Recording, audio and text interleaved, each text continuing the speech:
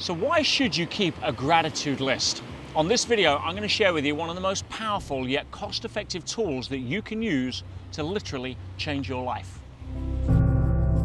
It's said that gratitude alone can turn poverty into riches, it can turn famine into a feast, and it can transform your relationship to events in a way like nothing else. Now, one of the challenges that most people don't spend time connecting to gratitude. Gratitude gives off a very powerful emotional and energetic signature, very akin to unconditional love. And when we're faced with day-to-day life, when life is happening all around us, it's so easy to get distracted into the drama, or worse still, what I call OPD, or other people's drama, and we tend to forget our own center. What brings us back to center? How can you stay true to a feeling that keeps you on track as the star of your own movie? In fact, let's look at what wealth really is. Wealth is nothing more than the perception of abundance. I'll demonstrate. So if you're watching this and you had an extra $1 million in your bank right now, you'd probably be feeling pretty abundant, pretty wealthy.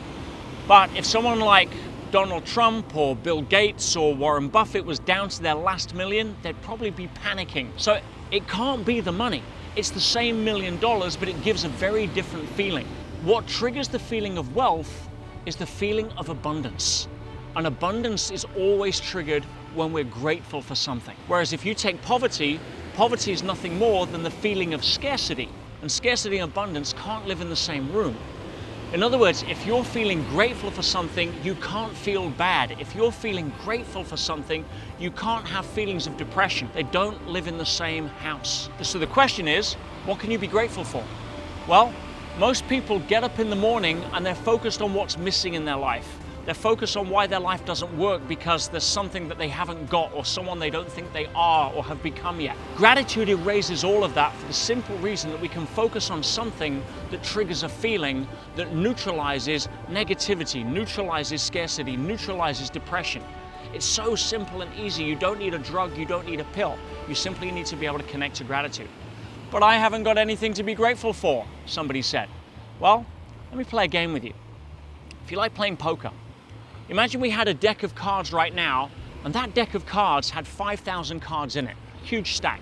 And each one of those cards represented a generation of human history. If we take 100,000 years of human history and an average generation of 20 years, 5,000 cards. My question to you is, if you were to shuffle this deck and put your card back in and pick one at random, would you do it? Think about it. We've been born in a time in human history that our grandparents and ancestors have dreamed about since the start of time. What would the pharaohs of Egypt 5,000 years ago given for a machine you could step on and be the other side of the world in hours? 2,000 years ago, what would the Romans have given for a JCB or a tower crane? Untold riches. 200 years ago, what would your great-great-grandparents have given for antibiotics? 150 years ago, hot running water. 50 years ago, the internet. 20 years ago, smartphones. Are you getting the point? We are living in a time now that is unprecedented. See, that is an ace that you've got, that you took out of that pack, that I wouldn't trade for anything. What about being born with an intention to go and search information online that can further improve your life, like you're doing right now?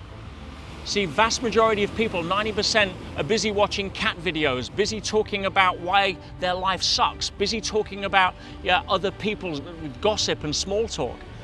You're watching this as one of the few people that are able to invest the precious time you have in learning how to become a better version of you. Do you want to take that card and put it in the deck and shuffle? No. The point being here, guys, is that we get up every morning and most of us have cards in our back pocket that would win the game. You have a royal flush. The challenge is we don't take time to focus on what we can be grateful for. The other big reason that keeping a gratitude list is so critical is that a lot of the time we lose focus. And if you capture the memories of things you can be grateful for at the end of the day, the mood you go to bed in is the mood that you get up in. In other words, how do most people go to bed? Oh no, I've got worried about what I'm going to do tomorrow. I've got this problem I can't solve. And if you go to bed and you're worried about something, you're going to get up and it'll be the first thing you're worried about. If you go to bed being grateful for something, you're going to have deeper sleep. You're going to be letting go of stuff that you can't control. You're going to feel more rejuvenated. You're going to have deeper, more integrated dreams. This is all studied right now. It's a scientific fact. In fact, this area of sleep is one of the areas of medical science there is no controversy. Deep sleep comes when you let go of stress before you go to sleep. It's pretty simple. Again, how do most people go to sleep? Oh, I'm so tired. Yeah, I've only got 5 hours sleep before I have to get up and go to a job I don't like. And what happens? They wake up and they're like a zombie. Or they lie awake worrying about it for an hour. It's like, oh, now I've only got 4 hours sleep. You get my point. So feeling grateful for the last thing at night by recording things that you can be grateful for that day. So thinking about things you can be grateful for as you fall asleep has a huge impact on your actual physiology, your immune system, your ability to repair, your ability to get into delta sleep waves, all of that. It's so available every single night, yet so many people don't even go there. Also, our memories, if we don't polish them or take them off the shelf and dust them off, they get rusty. So by having a gratitude list, it's like having a flagpole. When the storm comes and it's blowing you around, it's something to grab hold of. You can reach for that gratitude list at the moments when you're low, at the moment where it's hard to think of something, or be grateful for. And you can go back and say, wow, here's a list of things that I've already captured that I can relate to or connect to right now.